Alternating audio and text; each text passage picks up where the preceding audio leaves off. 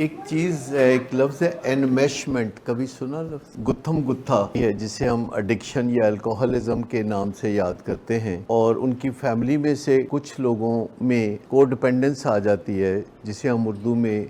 روگ کہہ دیتے ہیں۔ کیا آپ میں سے کوئی بیسٹ ڈسکرائب کر سکتا ہے کہ اس کی ایڈکشن کے پروان چڑھتے ہوئے اس کی فیملی میں روگ کیسے پروان چڑھا؟ کیا کوئی آپ میں سے یاد کر کے اپنے پرانے وقتوں کو یہ بتا سکتا ہے کہ اس کی زندگی میں جب ایڈکشن پروان چڑھ رہی تھی تو فیملی میں روگ کسی بندے کے اندر کیسے پروان چڑھا، اور آخر کار مریض کی ایڈکشن اور فیملی کا روگ آپس میں گتھم گتھا سے ہو گئی، انمیشمنٹ ہو گئی، ایک دوسرے سے ایسے الجھ گئے کہ الگ کرنا مشکل ہو گیا ان کو، اور ساتھ رہنا بھی مشکل ہو گیا؟ کوئی بتا سکتا ہے آپ میں سے؟ نہیں، وہ جو برا بھلا کہتے تھے سادہ لفظوں میں،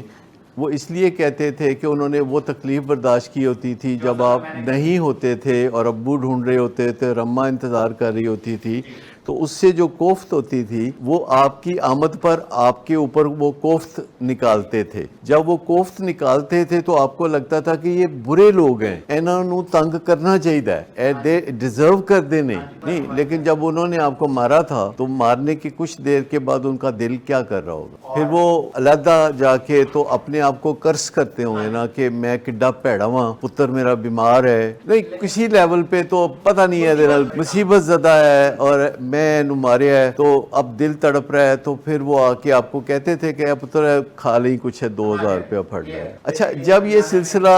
ایک ہفتہ چلے، ایک مہینہ چلے، ایک سال چلے، تو 12 سال چلے، تو